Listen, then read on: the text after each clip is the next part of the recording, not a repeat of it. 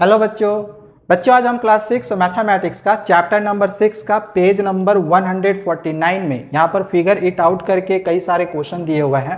तो यहाँ पर जितने भी क्वेश्चन दिए हुए हैं उन सभी क्वेश्चंस के सॉल्यूशंस को यहाँ पर अभी हम बहुत ही अच्छे से समझेंगे, तो वीडियो को लास्ट तक देखते रहना। चलिए स्टार्ट करते हैं और यहाँ पर हम सबसे पहले क्वेश्चन नंबर 1 को समझते हैं। दिया गया है कि give the dimension of a rectangle whose area is the sum of the areas of this two rectangles having measurements. अब यहां पर क्वेश्चन में ये दिया गया है कि सपोज कि दो रेक्टेंगल्स हैं, जैसे ये एक रेक्टेंगल्स हो गया और यहां पर एक रेक्टेंगल और है। ठीक है, दो रेक्टेंगल्स यहां पर दिए हुए हैं।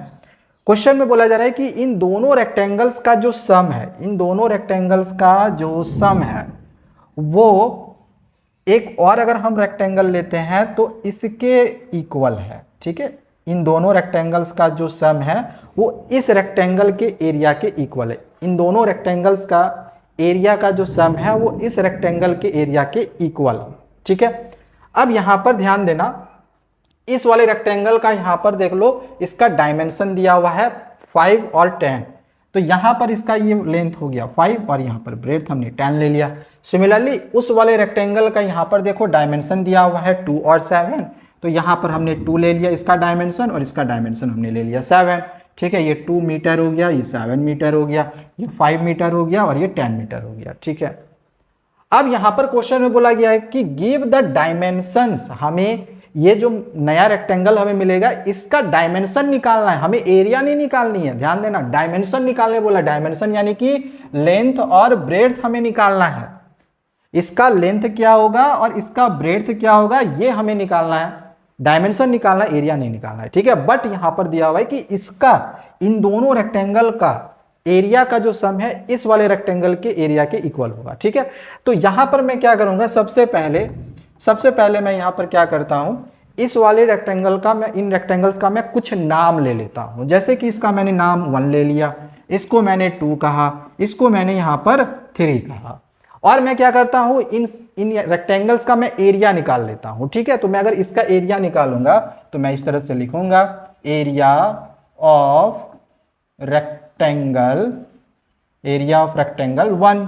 अगर मैं इसका एरिया निकालूंगा तो ये दोनों मल्टीप्लाई हो जाएगा, यानी कि 5 × 10, ये मल्टीप्लाई करेंगे तो 5 10 जा, ये कितना हो जाएगा 50। ठीक है, यहीं पे कर देते हैं, 5 10 जा, ये कितना हो गया 50, ये 50 मीटर स्क्वायर हो गया।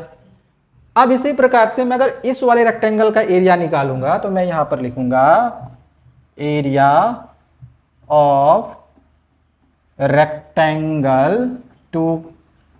और इस वाले रेक्टेंगल का अगर देखो लेंथ और ब्रेड्थ कितना दिया हुआ है 2 और 7, तो यहां पर मैं इसको 2 × 7 कर लूंगा तो ये हो जाएगा 7 2 जा 14। ठीक है, 2 7 जा 14, तो यहां पर हो गया 14 मीटर स्क्वायर। मैंने यहां पर इन दोनों रेक्टेंगल का एरिया निकाल लिया। अब मैं इस वाले रेक्टेंगल का एरिया निकालता हूं, तो यहां पर मैं लिखूंगा एरिया ऑफ रेक्टेंगल 3।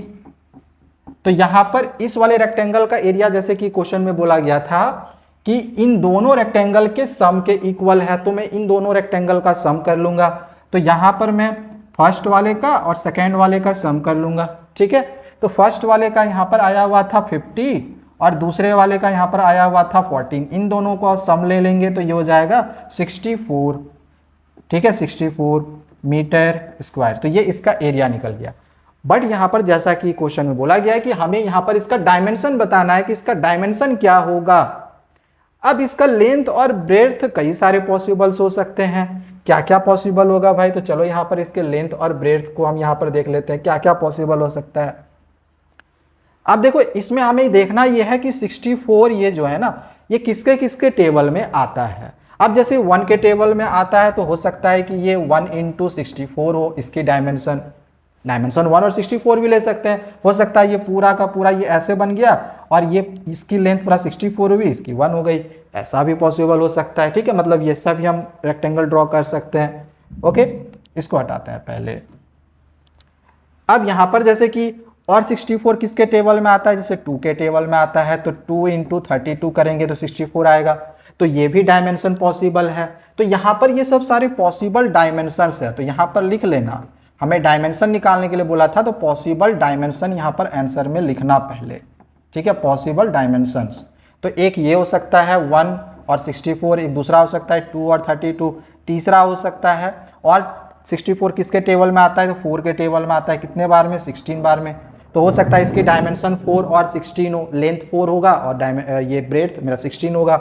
इसी प्रकार से हो सकता है कि इसकी डायमेंशन 8 इंटू 8 हो सकता है कि दोनों 8-8 के भी इक्वल हम ले सकते हैं, लेंथ और ब्रेड दोनों 8-8 करके भी ले सकते हैं। इसके सिवा कुछ नहीं होगा। इसके बाद करोगे तो डायरेक्ट ये 16 के टेबल में आएगा, जो कि इसका डबल मतलब इसी का उल्टा होगा।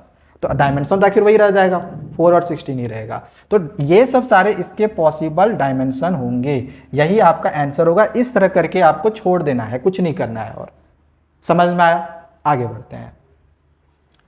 अगला यहां पर क्वेश्चन नंबर 2 है, the area of a rectangular garden that is 50 metre long is 1000 square metre, तो find the width of the garden. ये बहुत ही इजी सा क्वेश्चन है। यहां पर बोला गया है, क्वेश्चन में यहां पर बोला गया है कि मान के चलो ये एक रेक्टेंगुलर गार्डन है, ठीक है। इस रेक्टेंगुलर गार्डन का पूरा एरिया यहां पर दे रखा है 1000 स्क्वायर मीटर, और ये यहां पर 50 मीटर बोल रहा है कि इसका लेंथ है, ठीक है। 50 मीटर मान के चलो इसका लेंथ है, तो ये क्या होगा, इसका विड्थ क्या होगा, ये हमें निकालना है। तो सॉल्यूशन यहाँ पे करते हैं। सिंपली यहाँ पर विड्थ हमें निकालने के लिए बोला, ऐसा क्वेश्चन हमने पहले भी देखा हुआ है, बनाया हुआ है। तो एरिया ऑफ यहाँ पर रेक्टेंगल दिया हुआ था, लिख लेते हैं एरिया ऑफ रेक्टेंगुलर गार्डन, ठीक है। ये यहाँ पर दिया हुआ है 1000, ठीक है। और हम जानते हैं कि एरिया ऑफ रेक्टेंगुलर गार्डन का फॉर्मूला होता है L इंटू बी होता है, ठीक है, यानी लेंथ इंटू ब्रेड्थ होता है। तो मैं यहाँ पर ऐसे लिख लेता हूँ लेंथ इंटू विड्थ, ठीक है। चूंकि विड्थ निकालने बोला था, विड्थ के जगह हम लोग ब्रेड्थ के जगह पे विड्थ भी ले सकते हैं। ये यहाँ पर दे रखा है 1000। अब यहाँ पर जो लेंथ है वो मेरा 50 दिया हुआ है, तो मैं यहाँ पर 50 ले सकता हूँ, और यहाँ पर हम विड्थ को रहने देंगे, और इक्वल टू यहाँ पर ये 1000 हो गया। तो देयरफॉर हम लोग लिख सकते हैं कि जो विड्थ होगा वो इक्वल टू हो जाएगा 1000 अपॉन 50। अब अगर हम इसको काटेंगे तो 0 0 कट गया, ये 5 2 जा 10, 5 0 जा 0, तो 20 आ जाएगा। तो देयरफॉर हम लोग यहाँ पर विड्थ लिख सकते हैं, कितना हो जाएगा, 20 मीटर, ठीक है। तो बस यही इसका आंसर होगा। आसान क्वेश्चन था, इसमें कोई दिक्कत नहीं होनी चाहिए। आगे बढ़ते हैं। अगला यहाँ पर क्वेश्चन नंबर 3 है, the floor of a room is 5 metre long. अब यहाँ पर बोला जा रहा है कि एक रूम है जिसका फ्लोर 5 मीटर लॉन्ग है और 4 मीटर वाइड है। अब जैसे कि मान के चलो मैंने यहाँ पर एक रूम बनाया, ठीक है, जिसका यहाँ पर लेंथ और ब्रेड्थ दे रखा है 5 मीटर और 4 मीटर। सपोज कि ये 5 मीटर है और ये 4 मीटर है। अब आगे बोला जा रहा है कि a square carpet whose sides are 3 metre in length is laid on the floor. अब बोला जा रहा है कि एक स्क्वायर कारपेट को यहाँ पर बिछाया जा रहा है, ठीक है, एक स्क्वायर कारपेट को यहाँ पर बिछाया जा रहा है। तो इसके अंदर में हमने एक स्क्वायर कारपेट सपोज की ले लिया, ठीक है, एक स्क्वायर कारपेट ले लिया, जिसका बोला जा रहा है साइड जो है वो 3 मीटर है, जिसका जो साइड है वो 3 मीटर है। तो स्क्वायर में क्या होता है, सारा साइड से इक्वल होता है, पता होगा, तो सारा 3-3 करके होगा। अब बोला जा रहा है find the area that is not carpeted. उस एरिया को निकालो जो कि कारपेटेड नहीं है, मतलब कि ये वाली जो खाली वाली एरिया दिख रही है ना, यही आपको निकालना है। अब इसको निकालने के लिए क्या करना पड़ेगा, मुझे पहले इस रेक्टेंगल का एरिया निकालना पड़ेगा, फिर स्क्वायर का एरिया निकालना पड़ेगा, फिर मैं रेक्टेंगल में से इसको हटा दूंगा तो मेरा ये निकल जाएगा। तो इसके लिए हम क्या करेंगे, सबसे पहले हम एरिया ऑफ इसका निकालेंगे, इस रेक्टेंगल का। किसका था ये, फ्लोर था। एरिया ऑफ द फ्लोर निकालेंगे पहले, एरिया ऑफ द फ्लोर। ये फ्लोर रेक्टेंगल ही है, ठीक है। तो इसका एरिया हो जाएगा 5 इंटू 4, दैट इज 5 4 जा 20 मीटर, मीटर ही है, हाँ ठीक है। अब इसके बाद हम इस स्क्वायर का एरिया निकालेंगे। स्क्वायर क्या था, एक स्क्वायर कारपेट था, तो यहां पर लिखेंगे एरिया ऑफ स्क्वायर कारपेट, ठीक है। तो area of square carpet, area of square का फॉर्मूला क्या होता है, साइड इंटू साइड। साइड मेरा 3 दे रखा है, यानी कि 3 इंटू 3, यानी 3 3 जा 9 मीटर स्क्वायर होगा। क्योंकि एरिया निकाल रहा है तो ये भी मीटर स्क्वायर होगा, ठीक है। अब मुझे इसका एरिया निकालना था कि find the area that is not carpeted. तो यहां पर लिखेंगे therefore area that is not carpeted, ठीक है। हमें उस एरिया को निकालना है जो कि कारपेटेड नहीं है। इसके लिए इन दोनों को सब्ट्रैक्ट कर देंगे। तो 20 - 9 घटाएंगे तो कितना हो जाएगा, 11। तो 11 मीटर स्क्वायर इसका आंसर होगा। समझ में आ गया होगा, ठीक है। चलो आगे बढ़ते हैं। अब अगला यहाँ पर क्वेश्चन नंबर 4 है, 4 flower beds having sides 2 metre long and 1 metre wide are dug at the 4 corners of a garden that is 15 metre long and 12 metre wide.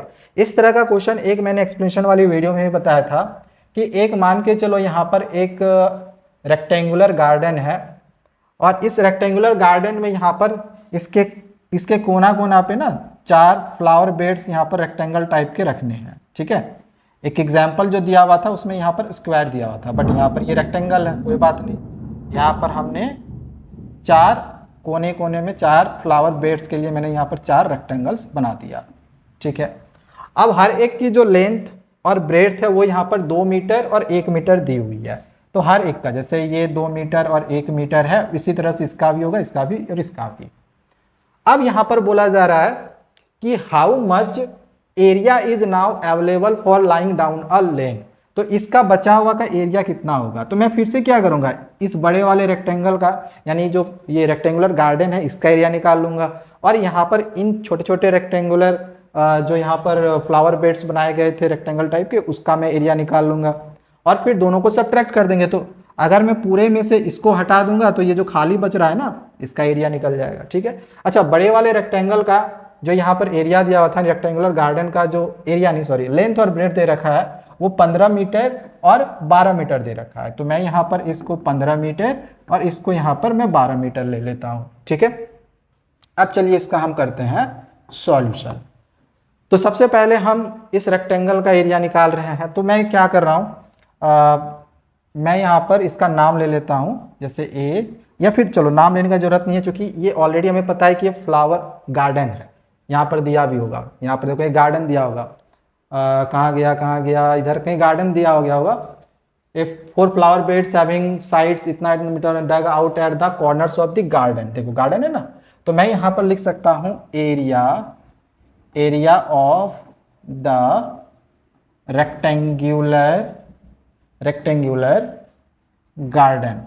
तो इसका एरिया निकाल रहे हैं, तो 15 और 12 इसका लेंथ और ब्रेड्थ दिया हुआ है, तो मैं यहाँ पर 15 को 12 से मल्टीप्लाई कर दूंगा, और चूंकि एरिया निकाल रहे हैं तो मीटर स्क्वायर होगा। दोनों को मल्टीप्लाई करेंगे कितना हो जाएगा, 12 25 60 का 0 बच गया 6, 12 1 12 और 6 हो गया 18, 180 मीटर स्क्वायर। अब यहाँ पर मैं अगर एक का मैं अगर एरिया निकालूं, मैं फ्लावर बेड्स का एरिया निकालता हूँ, बट चूंकि मुझे यहाँ पर 4 फ्लावर बेड्स का एरिया निकालना है, तो मैं यहाँ पर लिखूंगा एरिया और पहले मैं एक का निकालता हूं, 1 फ्लावर बेड्स, ठीक है, 1 फ्लावर बेड्स, ठीक है। तो एक का अगर मैं निकालूंगा तो 2 1 जा 2 हो जाएगा, यानी कि 2 × 1 दैट इज 2 हो जाएगा 2 मीटर स्क्वायर। बट यहाँ पर 4 फ्लावर बेड्स थे, तो मैं यहाँ पर लिख सकता हूँ एरिया ऑफ 4 फ्लावर बेड्स, यही सब लिखना है यहाँ पे, ठीक है।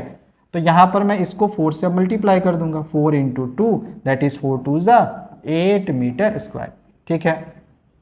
अगर एक फ्लावर बेड का एरिया 2 मीटर स्क्वायर है, तो 4 फ्लावर बेड का एरिया 4 2 8 मीटर स्क्वायर होगा।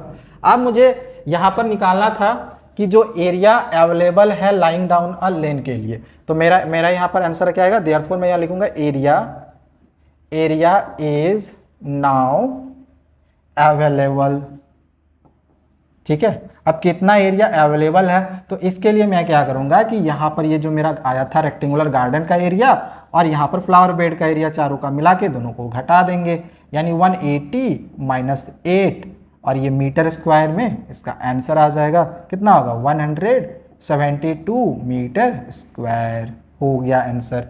सिंपल है, ठीक है। क्वेश्चन ऐसा मैंने बताया था पहले भी, एक्सप्लेनेशन वाली वीडियो में मैंने बताया हुआ था। अब यहाँ पर क्वेश्चन है कि shape A has an area of 18 square units and shape B has an area of 20 square units. अब यहाँ पर बोला जा रहा है कि एक शेप ए है जिसका एरिया 18 स्क्वायर यूनिट है और एक शेप बी है जिसका एरिया 20 स्क्वायर यूनिट है। जैसे मान के चलो यहाँ पर मैंने एक शेप ए का यहाँ पर मैंने रेक्टेंगल बनाया और इधर मैंने शेप बी का बनाया, ठीक है। यहाँ पर अब जैसा कि बोला गया था कि इसका जो एरिया है वो 18 स्क्वायर यूनिट है, 18 स्क्वायर यूनिट है, ठीक है। और यहाँ पर बोला गया था इसका जो एरिया है ये 20 स्क्वायर यूनिट है, ठीक है, स्क्वायर यूनिट है।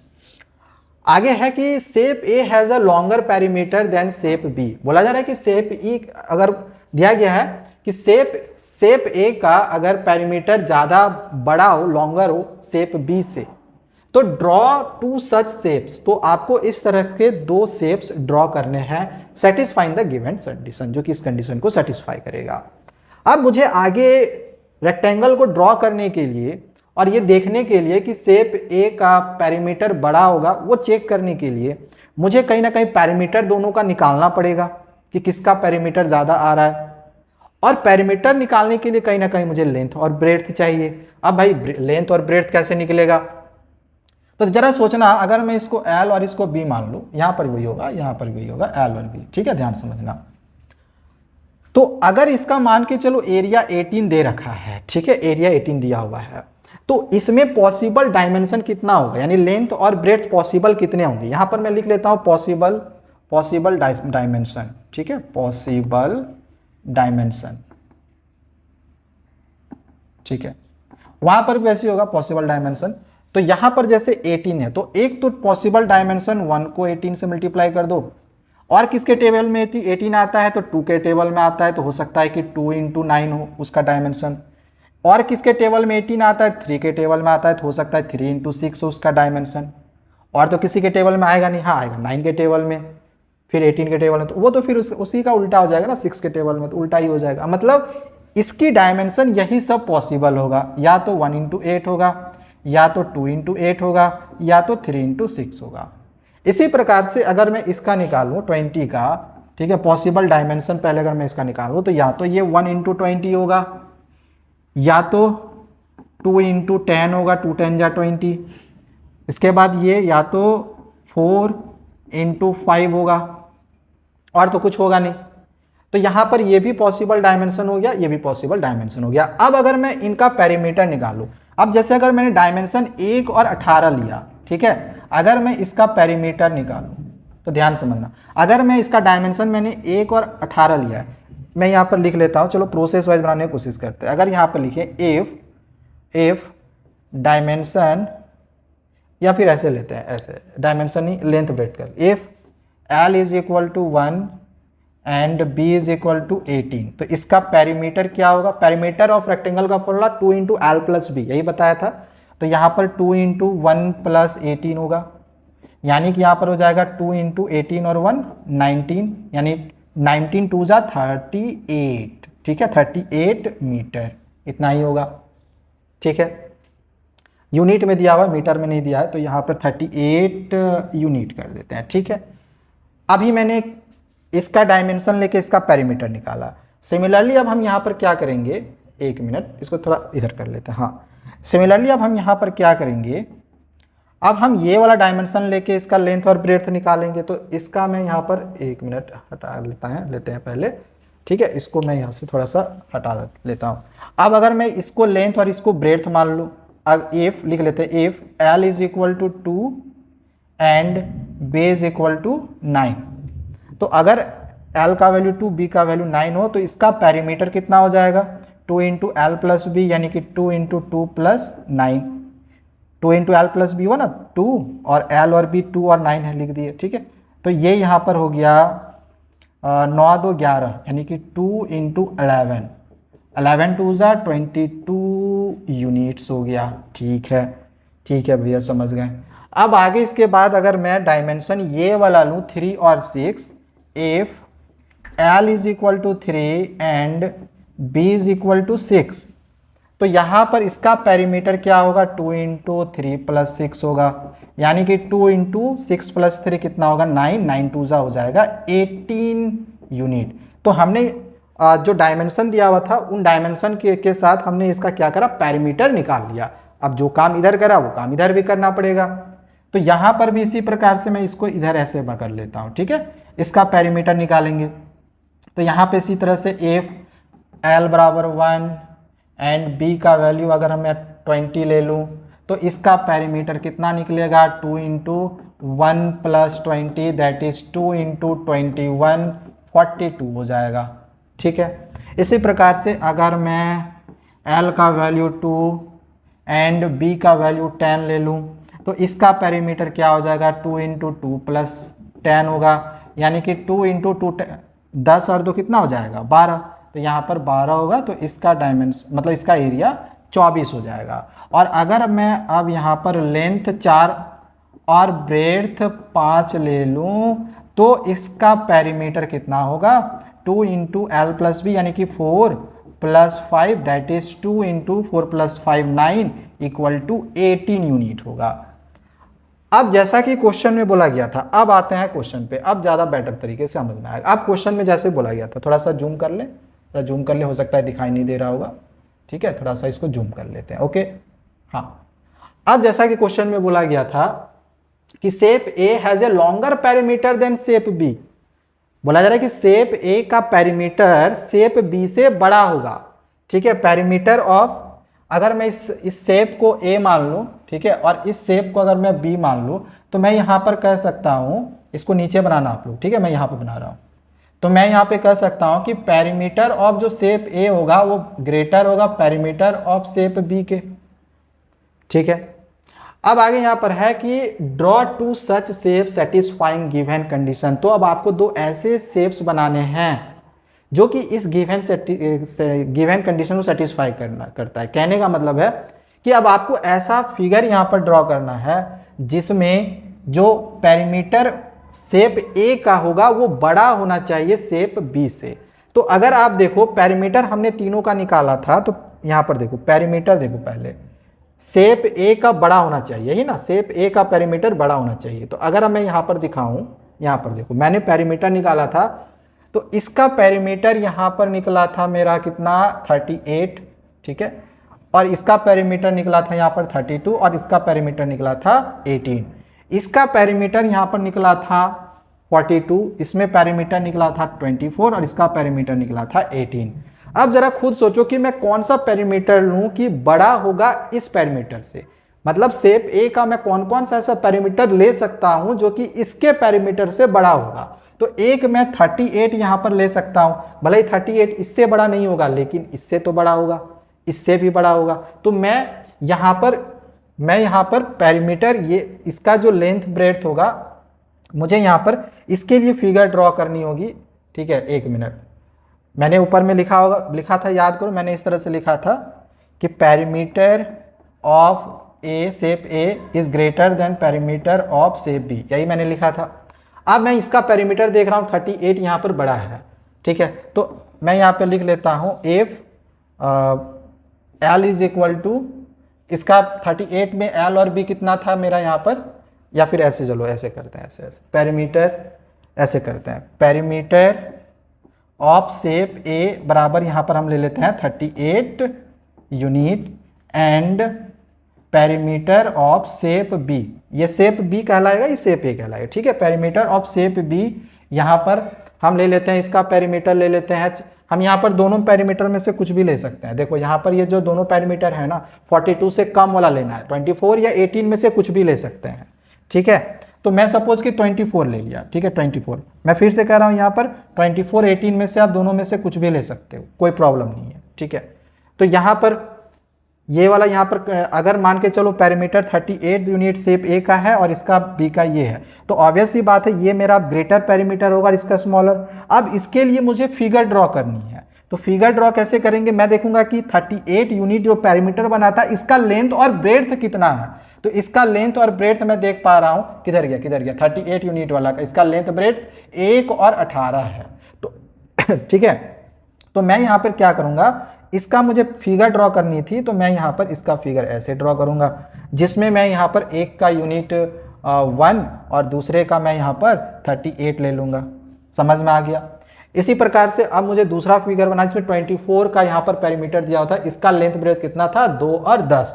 तो अब मैं इसके लिए यहाँ पर जो डायग्राम बनाऊंगा कुछ इस तरह से बना दूंगा, जिसमें यहाँ पर जो लेंथ ब्रेड्थ होगा वो 2 और 10 होगा, ठीक है, ऐसे नहीं 10 ऐसे, ठीक है। ऐसे सही तरीका ये भी नहीं है बनाने का, बट एक मिनट मैं सही तरीका आपको बनाता हूँ। कभी भी लेंथ अगर हमें लिखना रहता है ना 30 एक मिनट, यहाँ पर चलो ठीक है, चलो ठीक है, रहने देते हैं। ये 1 और 38 हमने लिया था, और इसका 2 और कितना लिए थे हम लोग, और 2 और 10 लिए थे ना, हाँ 2 और 10 लिए थे, 2 और 10, ओके।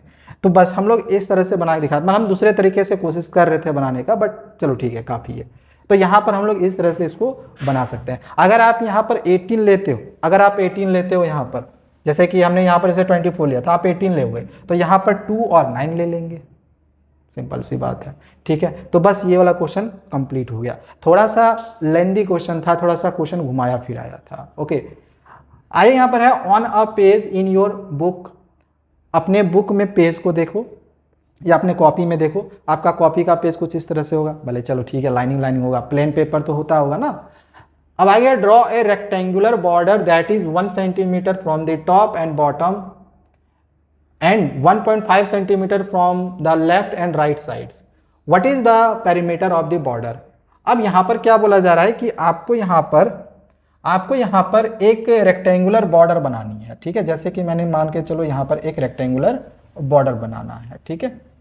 बट यहाँ पर आपको ध्यान क्या रखनी है कि जब ये रेक्टेंगुलर बॉर्डर आप बनाओगे तो यहाँ से यहाँ तक की जो लेंथ होनी चाहिए, बोला जा रहा है कि जो टॉप और बॉटम, ये हो गया टॉप, तो टॉप में जो लेंथ होनी चाहिए 1 सेंटीमीटर होनी चाहिए, और बॉटम में भी इसकी जो लेंथ है ये 1 सेंटीमीटर ही होनी चाहिए, और लेफ्ट और राइट साइड में इसकी लेंथ 1.5 मीटर होनी चाहिए, ठीक है। ये 1.5 मीटर होनी चाहिए, समझ में आया, 1.5 मीटर, सिंपल है। तो इस तरह से पहले हमने ड्राइंग बना लिया। अब यहां पर बोला जा रहा है what is the perimeter of the border. अब इस बॉर्डर का पेरीमीटर क्या होगा, हमें यही निकालना है, इस बॉर्डर का पेरीमीटर क्या होगा। अब एक बात समझना, ये आपका बुक का पेज है। अब मुझे नहीं पता है कि आपके बुक में आपको बुक का साइज आपका कितना है, छोटा है या बड़ा है। मान के चलो मैं इतना बड़ा साइज का बुक यूज कर रहा हूँ, ठीक है, ये वाला, ये क्लास 9 का एक्सप्लोरेशन, वैसे क्लास 9 का बुक है, चलो आप तो 6 में, तो ये मान के चलो ये बुक है। अब बुक का साइज इतना बड़ा है तो हो सकता है कि इसकी लेंथ ज़्यादा होगी, ठीक है। तो हो सकता है कि आपका बुक का लेंथ मान के चलो, मैंने एक एग्जाम्पल लिया 20 सेंटीमीटर है और इसका मान के चलो 15 सेंटीमीटर है, ठीक है। हो सकता है कि आपका बुक का लेंथ 18 सेंटीमीटर होगा, 5 सेंटीमीटर होगा, 10 सेंटीमीटर होगा। तो माप लेना है कितना है यार, नहीं भी मापोगे तो अपने अंदाज से यहाँ पर कितना भी लेंथ ले सकते हैं, कोई दिक्कत नहीं है, ठीक है। तो हम मान लिए 20 सेंटीमीटर है यहाँ से यहाँ तक की लेंथ, और यहाँ से यहाँ तक की जो लेंथ है ये 15 सेंटीमीटर है, ठीक है। तो हमें बोला गया था कि इस बॉर्डर की पेरीमीटर निकालो। तो मैं इसके लिए क्या करता हूँ, इसका मैं यहाँ पर नाम ले लेता हूँ ए, चलो छोड़ो, नहीं ले, नाम नहीं लेते हैं हम, डायरेक्ट यहाँ पर कोशिश करते हैं कि इसका लेंथ और ब्रेड्थ क्या होगा इसको निकालने का, ठीक है। अब जो जरा सोचो, अगर मुझे यहाँ से यहाँ तक की अगर लेंथ निकालनी है तो कैसे निकालेंगे। पूरा यहाँ से यहाँ तक अगर 15 है, ध्यान समझना, पूरा अगर यहाँ से यहाँ तक 15 है, ठीक है, 15 पूरा है, और अगर मैं यहाँ से यहाँ तक मुझे निकालनी है, और हम यहाँ पर देख पा रहे हैं कि 1.5 यहाँ से यहाँ पर है और यहाँ से यहाँ भी 1.5 है, तो पूरा में से अगर मैं इसको और इसको हटा दूं तो मेरा ये निकल जाएगा। तो मुझे कहीं ना कहीं इन दोनों को सब्ट्रैक्ट करना पड़ेगा 1.5 को, ठीक है। तो 2 बार 1.5 है, इसीलिए मैंने 2 × 1.5 लिख दिया, ठीक है। तो ये मेरा हो गया 15 माइनस, इसको मल्टीप्लाई करेंगे तो 3.0 आएगा, और घटा देंगे तो ये तो पॉइंट के बाद 0 खत्म हो गया, ये हो गया 12 सेंटीमीटर। तो ये मेरा आ गया 12 सेंटीमीटर लेंथ। इसी प्रकार से अब अगर मैं इसका लेंथ निकालूं, मैं नाम ले ही लेता हूं, ठीक है, ए बी सी डी। तो मैंने यहां पर ए बी निकाला, ये ठीक है, ए बी निकाला। इसी प्रकार से अगर मैं यहां से ए डी निकाल लूं, तो ए डी निकालने के लिए क्या करेंगे, पूरा का लेंथ देखेंगे 20 है, तो यहां पर हम लिख दिए 20, और माइनस में यहां से यहां 1 है, यहां से यहां 1 है, तो यहां से हम क्या करेंगे, 2 को 1 से मल्टीप्लाई कर देंगे, ठीक है। तो ये हो जाएगा 20 माइनस 2, ये हो जाएगा 18 सेंटीमीटर, ठीक है, समझ में आया। तो यहां से लेंथ और ब्रेड्थ निकल गया, हमें इसका पेरीमीटर निकालने के लिए बोला गया था। तो अब हम पेरीमीटर इजीली निकाल सकते हैं। एक मिनट थोड़ा मिस्टेक हो गया है। तो अब हम इसका पेरीमीटर निकाल सकते हैं, यहां पर लिख सकते हैं पेरीमीटर ऑफ द बॉर्डर, हमें अगर अब उस बॉर्डर का पेरीमीटर निकालना है तो क्या करेंगे, लेंथ और ब्रेड्थ लेंगे। लेंथ और ब्रेड्थ मेरा 12 और 18 हो जाएगा, तो यहाँ पर 12 और 18 लिखेंगे, ठीक है।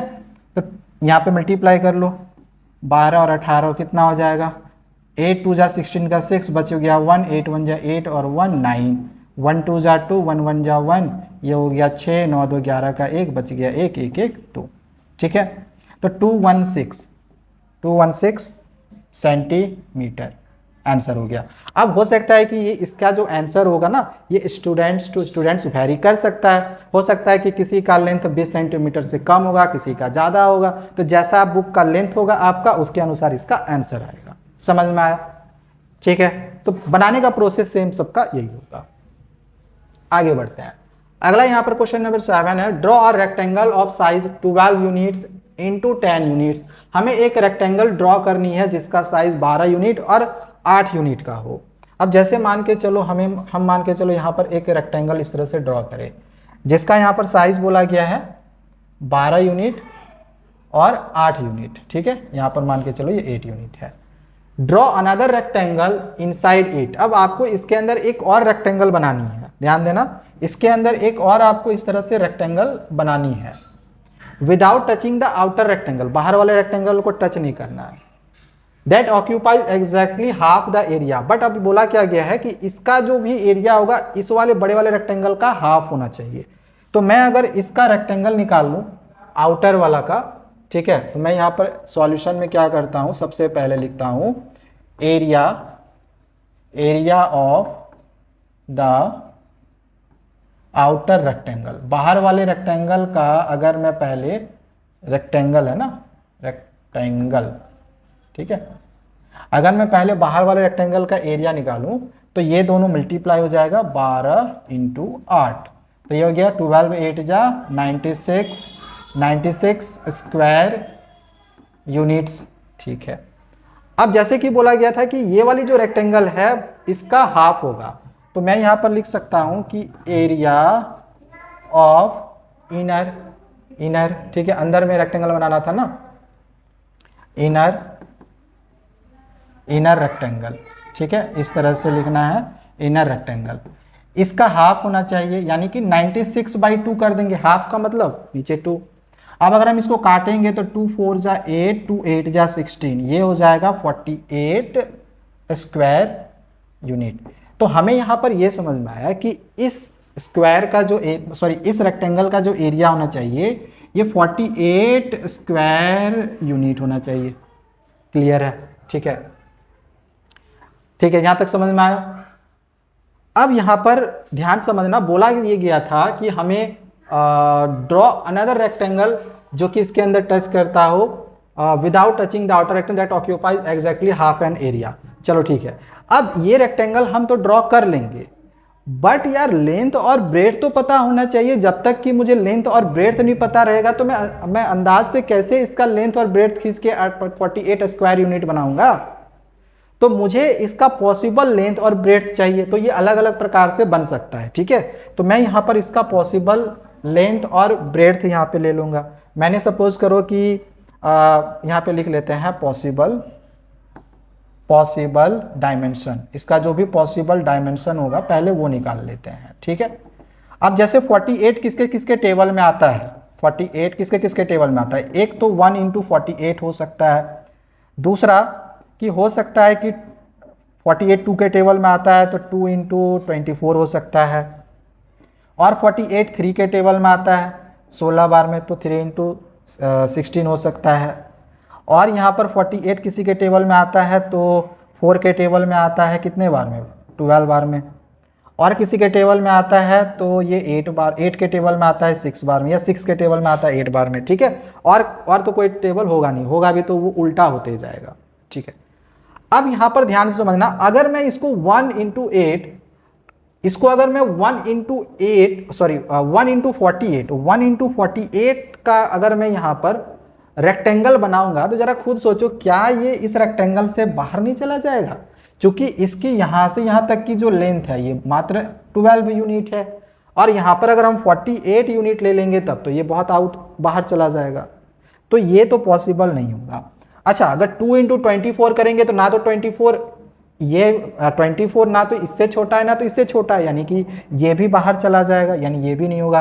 3 इंटू 16 भी पॉसिबल नहीं होगा क्योंकि 16 भी इन दोनों से बड़ा है, हमें इन दोनों से छोटा लेंथ लेनी है, ठीक है। हाँ ये हो सकता है, लेकिन यहाँ पर दिक्कत क्या है, यहाँ पर एग्जैक्ट 12 है, तो 12 तो इसके ऊपर आ जाएगा, बोला गया था कि उसके ऊपर टच नहीं होना चाहिए, तो 12 में तो टच कर जाएगा, ठीक है।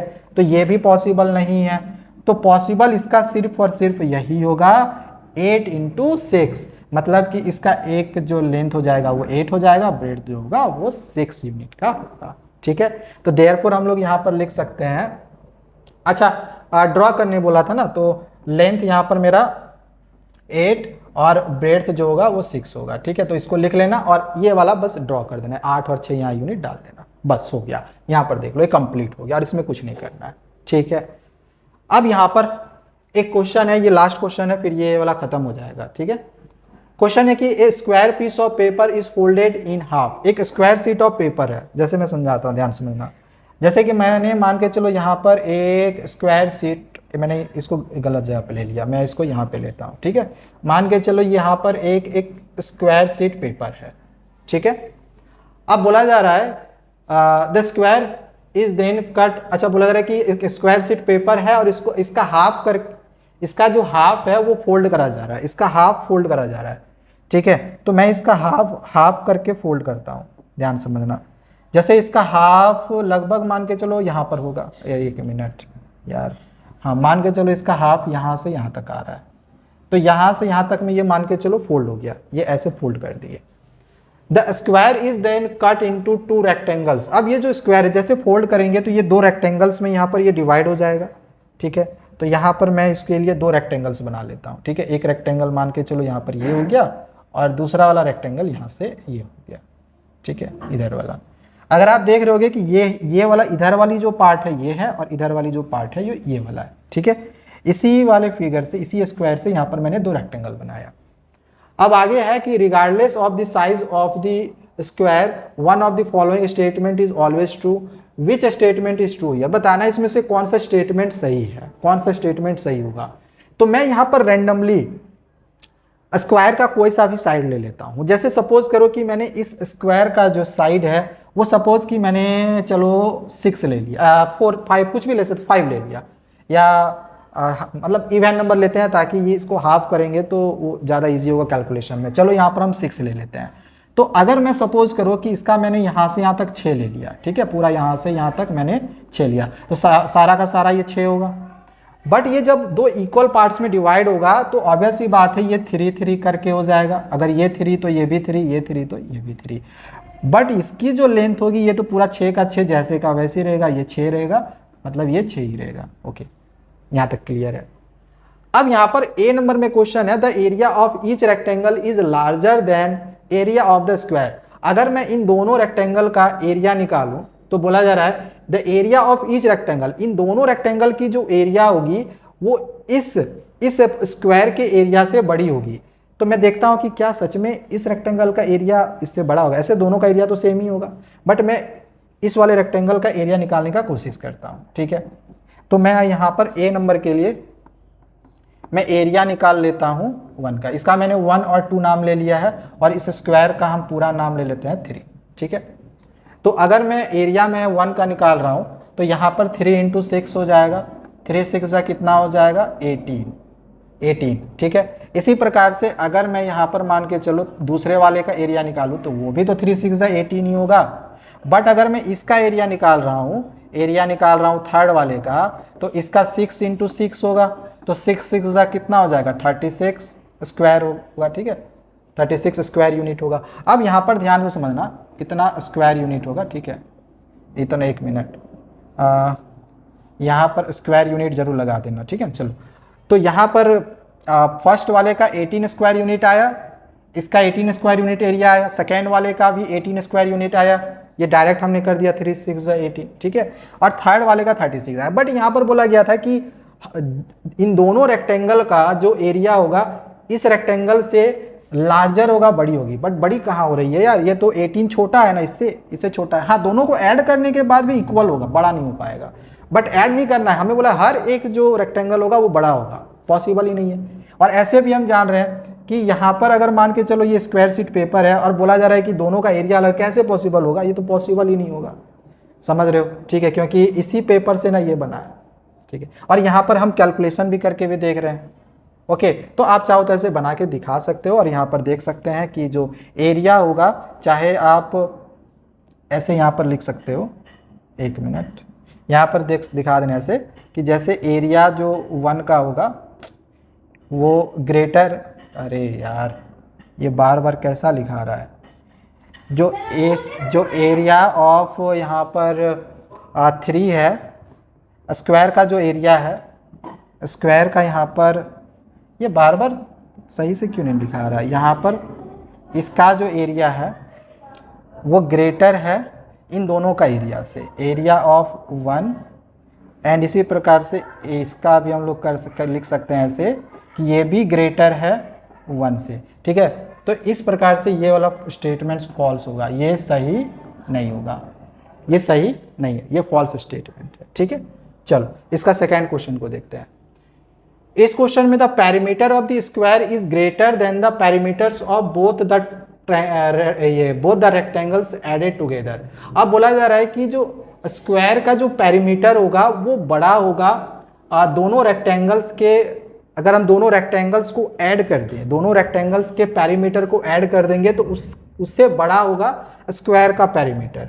तो मैं यहाँ पर दिखा दे रहा हूँ, मैं अगर इसका मैं पेरीमीटर निकालूँ, थर्ड वाले का मैं अगर पेरीमीटर निकालूँ तो मैं यहाँ पर लिख लेता हूँ सॉल्यूशन में पेरीमीटर मैं यहाँ पर अगर थर्ड वाले का निकालूँ तो पेरीमीटर का फॉर्मूला 2 × l+b होता है, और मैंने साइड 6 और 6 लिया था, आप कुछ भी ले सकते हो, 8 ले सकते हो, 10 ले सकते हो, 4 ले सकते हो, कुछ भी ले सकते हो। तो इसका पेरीमीटर 2 × 6 6 12 कितना हो जाएगा, 24, ठीक है, समझ में आया, इतना यहाँ पर इतना यूनिट होगा।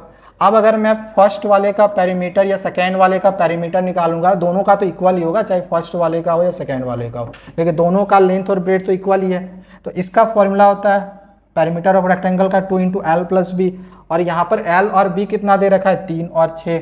तो यहाँ पर मैं यहाँ पर 3 + 6 ले लेता हूँ, तो ये कितना हो जाएगा, 2 × 3 + 6 कितना हो जाएगा, 9, 9 2 जा कितना है 18, 2 9 जा 18। अब जैसा कि बोला गया था कि पेरीमीटर जो होगा वो स्क्वायर का वो ग्रेटर आ रहा है कि एक मिनट मैं यहाँ पर एक मिनट इसको हटा देते हैं पहले। अब इन दोनों को हम पहले यहाँ पर जोड़ लेते हैं, perimeter of 1 plus perimeter of 2। अब देखेंगे जो भी बड़ा छोटा जैसा भी आएगा वैसा हम साइन लगा देंगे। अब इन दोनों का 18 18 आया हुआ तो 18 18 यहाँ लिख देते हैं, और इसका आया था 24। अब अगर आप देखोगे तो इन दोनों का जो पेरीमीटर होगा वो ग्रेटर आएगा, ऐड करने के बाद जो पेरीमीटर हो रहा है वो मेरा यहाँ पर ग्रेटर हो रहा है, क्योंकि 18 और 18 को जोड़ेंगे तो 36 हो जाएगा, जबकि ये तो 24 है, ठीक है। तो हम यहाँ पर बोल सकते हैं कि 24 जो होगा 36, मतलब 36 जो होगा 24 से ग्रेटर है। और अब यहाँ पर स्टेटमेंट देख दिया गया, the perimeter of the square is greater, बोला जा रहा है कि पेरीमीटर ऑफ स्क्वायर ग्रेटर होगा। भाई पेरीमीटर ऑफ स्क्वायर तो ये छोटा हो गया, थर्ड वाला ही पेरीमीटर ऑफ स्क्वायर था नहीं, तो छोटा हो गया, यानी कि ये स्टेटमेंट भी फॉल्स है, ठीक है। तो ये स्टेटमेंट भी मेरा यहाँ से फॉल्स है, ये भी ट्रू नहीं है। पूछा जा रहा था कौन सा ट्रू है, तो ये भी ट्रू नहीं है, ये भी फॉल्स है। अब आगे देखते हैं इस वाले को, दिया गया the perimeter of both the rectangles. अब मैंने यहाँ पर दोनों रेक्टेंगल्स का पेरीमीटर निकाला था, देख लो यहाँ पर दोनों रेक्टेंगल्स का मैंने पेरीमीटर निकाला था, किधर गया यहाँ पर, तो 18 आया था पेरीमीटर, ठीक है। तो यहाँ पर वही बोला जा रहा है कि the perimeters of both the rectangles added, मतलब 18 + 18 सॉल्यूशन था इसका करते हैं, ठीक है। अगर मैं पेरीमीटर निकालूं दोनों रेक्टेंगल का, यानी कि रेक्टेंगल 2 और रेक्टेंगल 1 दोनों रेक्टेंगल का, ठीक है। यहाँ पर मैंने यहाँ पर रेक्टेंगल 1 ले लिया प्लस पेरीमीटर ऑफ रेक्टेंगल 2, तो ये हो जाएगा 18 + 18 दैट इज 36 यूनिट, 36 यूनिट। बोला जा रहा था perimeter of both the rectangles added, मैंने ऐड कर दिया दोनों रेक्टेंगल्स के पेरीमीटर को, इज ऑलवेज, बोला जा रहा है 1 whole 1/2 times the perimeter of the square. तो क्या ये इतना times perimeter of the square के होंगे? तो मैं यहाँ पर मैंने पेरीमीटर ऑफ स्क्वायर भी निकाला था, अगर याद होगा, थर्ड वाला था ना स्क्वायर, इसका मैंने पेरीमीटर निकाला था तो कितना आया था, यहाँ पर देख लो, थर्ड वाले का पेरीमीटर आया था 24, ठीक है 24, थर्ड वाले का पेरीमीटर आया था 24। तो मैं यहाँ पर अगर इसका पेरीमीटर 24 यूनिट आया हुआ हो तो बोला जा रहा था जैसे कि इसका 1 होल 1/2 होगा, तो मैं इसका 1 होल 1/2 करने का कोशिश करता हूँ कि हो रहा है कि नहीं, ठीक है। तो मैं इसको अगर मल्टीप्लाई कर दूँ कितना हो जाएगा, 2 1 जा 2 1 3, 3/2 टाइम्स होगा, ठीक है। तो यहाँ पर इसका मैं 3/2 टाइम्स कर दूँ, इतना मतलब इसको मल्टीप्लाई कर दूँ, ठीक है। तो ये हो जाएगा 2 1 जा 2, 2 2 जा 4, और इसको मल्टीप्लाई करेंगे तो 12 या 36 यूनिट होगा। तो अब जैसा कि बोला गया था the perimeter of both the rectangles added, मैंने जब दोनों रेक्टेंगल्स के पेरीमीटर को ऐड करा दैट इज 36 इज ऑलवेज इतना टाइम्स, ये हमेशा इतना टाइम्स होगा the perimeter of the square के। तो इतना टाइम्स होगा पेरीमीटर ऑफ द स्क्वायर के, पेरीमीटर ऑफ द स्क्वायर मेरा आया था 24, और इतना टाइम्स मतलब 3 इसका इतना टाइम मतलब ये 2 1 जा 2 और 1 3, 3/2 टाइम्स अगर हम कर रहे हैं, ठीक है, पेरीमीटर ऑफ स्क्वायर के, पेरीमीटर ऑफ द स्क्वायर के, पेरीमीटर ऑफ स्क्वायर मेरा कितना था 24 यूनिट था, तो इस 24 यूनिट का हम 3/2 कर रहे हैं तो 36 आ रहा है, जो कि इन दोनों के सम के इक्वल आ रहा है। दैट इज ट्रू, यहाँ पे भी 36 यूनिट, यहाँ भी 36 यूनिट, वही तो बोल रहा है ना कि हमेशा 1 होल 1/2 टाइम्स होगा पेरीमीटर ऑफ द स्क्वायर के। तो ये तो स्टेटमेंट बिल्कुल ट्रू है, तो ये स्टेटमेंट मेरा यहाँ पर ट्रू आएगा। समझ में आया? तो कौन सा ट्रू आया, ये वाला, उसमें 3-4 क्वेश्चन दिए हुए थे इससे रिलेटेड, तो यहाँ पर ये वाला ट्रू आ गया। अब एक लास्ट यहाँ पर डी नंबर दिया गया है, इसको भी समझ लेते हैं। अब यहाँ पर है कि the area of the square is always 3 times as large as the area of the both rectangles added together. अब अगर मैं दोनों रेक्टेंगल का एरिया को ऐड कर दूं, area of 1 plus area of 2, तो दोनों रेक्टेंगल का एरिया को मैं अगर ऐड कर दूं, एरिया कितना निकला था, मैं यहाँ पर एरिया देख लेता हूँ। देखो एरिया हम यहाँ पर ऑलरेडी दोनों का कितना कितना निकाले थे, 18-18 करके, ठीक है। हालांकि पेरीमीटर भी मेरा 18 ही निकल गया था, देख रहे हैं, फिर पेरीमीटर भी 18 ही निकल गया था और एरिया भी 18 ही निकल आया था, कोई दिक्कत नहीं है। चलो, तो यहाँ पर अब मैं अगर यहाँ पर फर्स्ट वाले का और सेकेंड वाले का एरिया निकाल रहा हूँ, मतलब दोनों को ऐड कर रहा हूँ, क्योंकि जोड़ने बोला है the area of the square is always 3 times as large as the areas of both the rectangles added together. मैं दोनों को जोड़ दूँ तो कितना हो जाएगा, 36 स्क्वायर यूनिट। और एरिया ऑफ स्क्वायर बोला गया कि जो एरिया ऑफ स्क्वायर होगा, एरिया, एक minute, area of square, square के लिए हम लोग थर्ड वाला फिगर लिए थे, याद होगा, ठीक है, 3 माना था हमने, वो बोला जा रहा है 3 टाइम्स इन दोनों के सम के। तो इन दोनों का सम मेरा 36 आया है, तो इसको मल्टीप्लाई करेंगे, 3 6 18 का 8 बच गया 1, 3 3 9 और 1 कितना होगा 10, इतना स्क्वायर यूनिट।